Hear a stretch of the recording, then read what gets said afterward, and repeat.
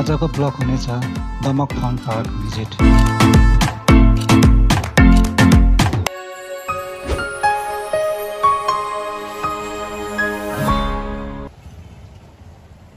भागनन्द चोकबाट मधुमल्ल रोड हुँदै Damak fun park आइपुगे। यो साइडमा चाहिँ बाइकहरू पार्क गर्ने ठाउँ रहेछ। टेम्पो र रिक्सा चाहिँ गेटमा स्ट्यान्ड लागेर बस्दो रहेछ।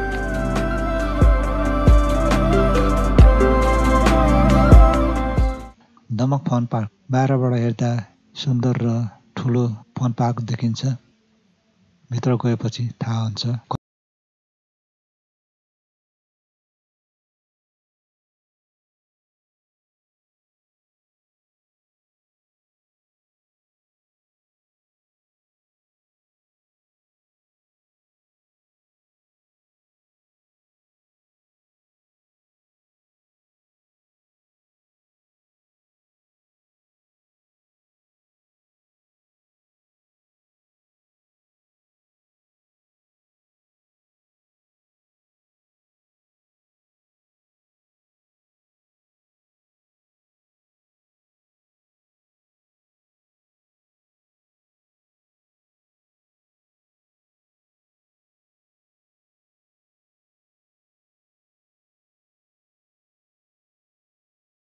बाट भिजिट गर्दै जानु पर्यो। यहाँ चाहिँ बच्चाहरूको लागि खेल्ने ठाउँ रहेछ। यहाँ एकछिन बसे। यो ठाउँमा बसेर भिडियो बनाए।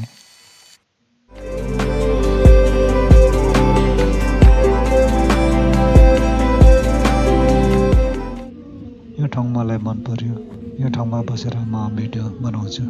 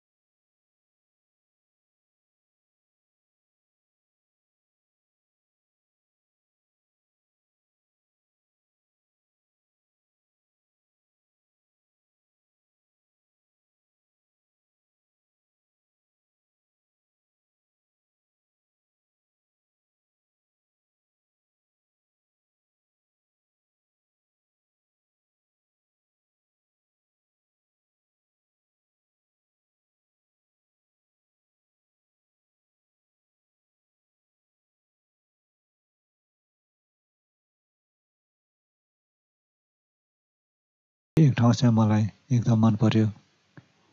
हेर्दा चिटिक्क परेको सुन्दर र राम्रो झुपडी जस्तो देखिन्छ। यो ठाउँ चाहिँ घुम्न आउनेहरूलाई आराम गर्ने ठाउँ रहेछ।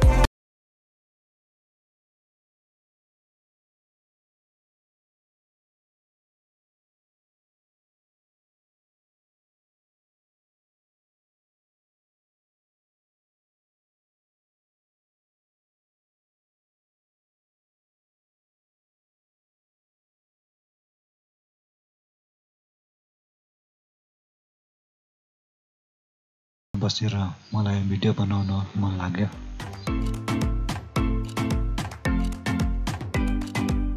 हात्तीको मूर्ति रहेछ।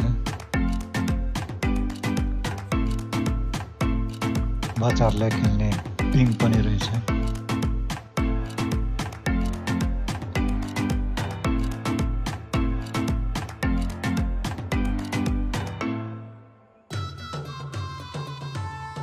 यस पछाडि पल्लो साइडतिर घुम्न गएँ।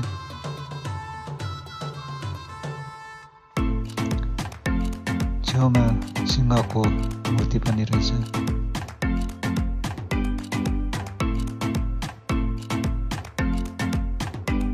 त्यस पछाडि अगाडि बढेँ। यो साइडमा चाहिँ रेस्टुरेन्ट पनि रहेछ।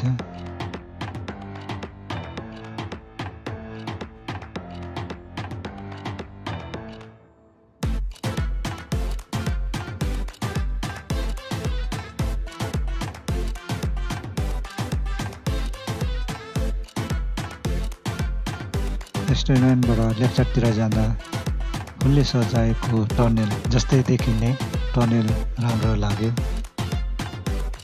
यो ठाउँमा मैले भिडियो बनाएँ।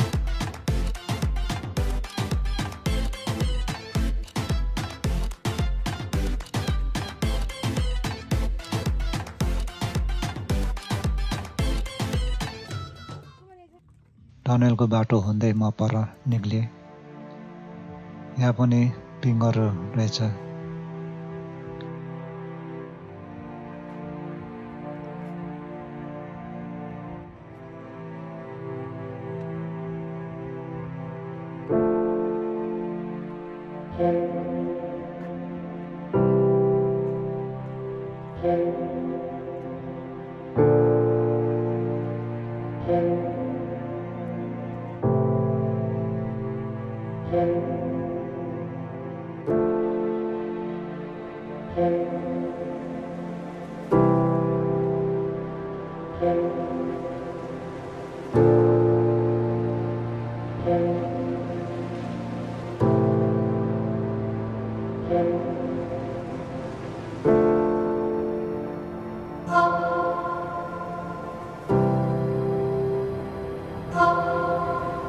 र यता खेल्ने ठाउँ पनि छ।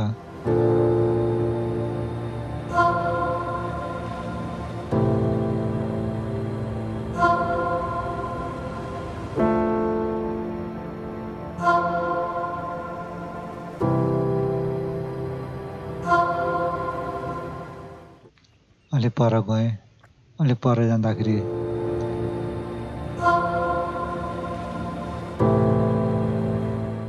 मान्छेलाई आराम गर्ने ठाउँ।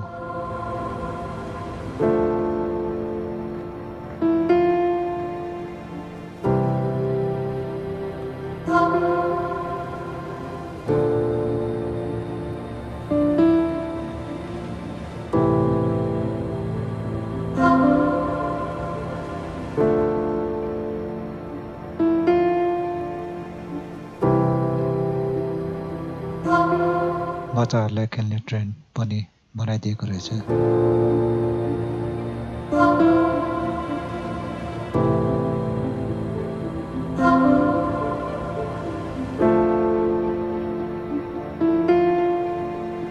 यहाँ घुमिसकेर फेरि माथिल्लो साइडतिर गएँ।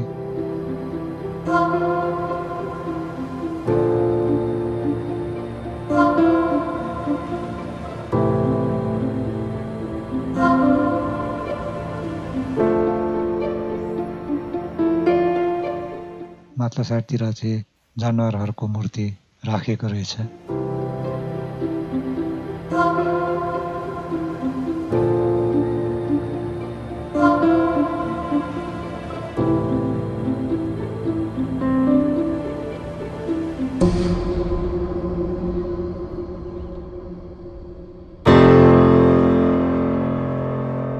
यो सबै ठाउँ घुमे पछाडिपट्टि घुम्न गए।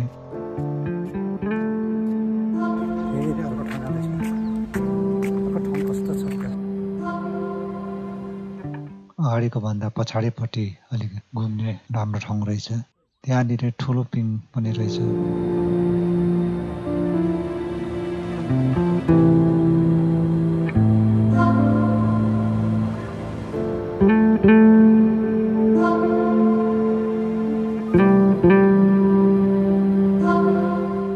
फोटो खिच्ने ठाउँ पनि रहेछ।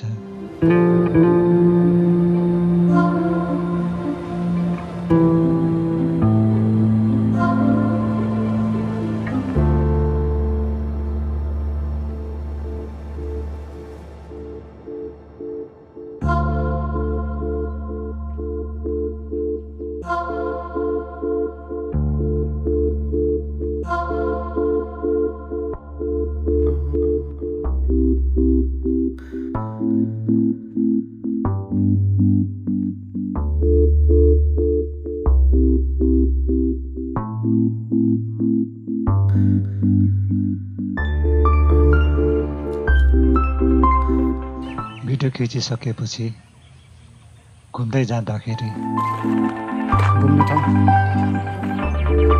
घुम्नुको लागि चाहिँ ठिकै छ। पुरा दिउँसो गरेर नसक्ला जस्तो छ यो घुम्न कति धेरै घुम्ने ठाउँ पनि। यहाँ पनि एक ठाउँमा झुपडी जस्तो आराम गर्ने ठाउँ देखियो। यो दमकको फन पार्क चाहिँ एकदम ठुलो रहेछ, दिउँसो फर्किँदा सकिँदैन रहेछ। त्यहाँबाट पर हिँड्दै गएँ।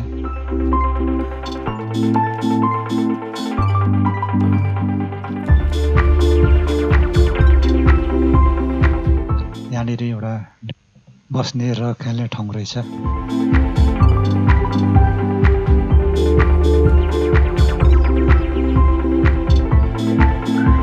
छेउमा एक्सर्साइज गर्ने सामानहरू पनि राखिदिएको रहेछ। प्राय जस्तो चाहिँ बच्चाहरूको खेल्ने ठाउँहरू रहेछ।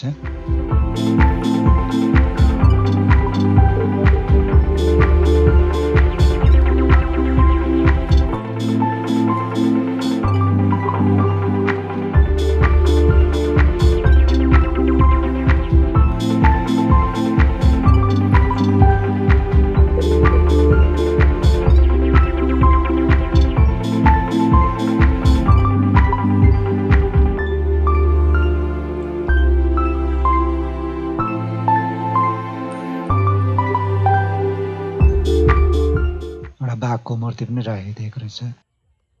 यी सबै हेरिसकेपछि लगभग झनै 1 राउन्ड नै लाग्यो।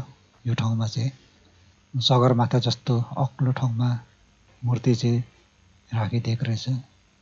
मुनिबाट हेर्दा एकदम राम्रो देखिन्छ।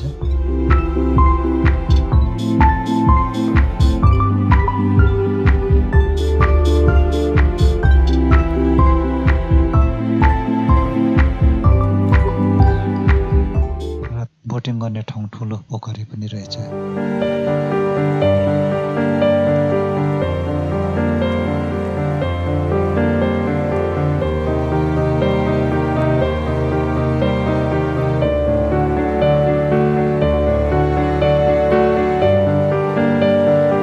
मेरो चाहिँ अब सक्यो जस्तो छ भिडियो बनाउनु। अब लगभग यहीँबाट फर्किन्छु म। यदि भन्दा म यो ब्लग भिडियोलाई टुङ्गाउँछु। अर्को ब्लग भिडियोमा भेटौँला। यदि भन्दै म तारै हेर्दै बाहिरतिर निस्केँ। मुकुन्द ब्लग युट्युब च्यानललाई सब्सक्राइब गर्न नभुल्नुहोला।